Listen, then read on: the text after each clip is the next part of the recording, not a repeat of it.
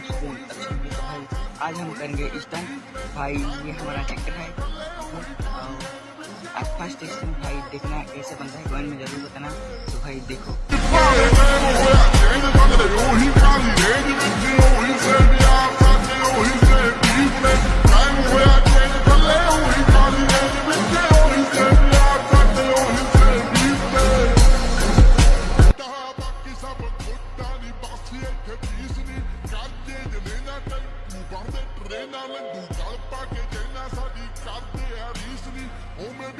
लड़ते आईटियां ते चढ़ते करते जा मरते उदा दे बलीफ ने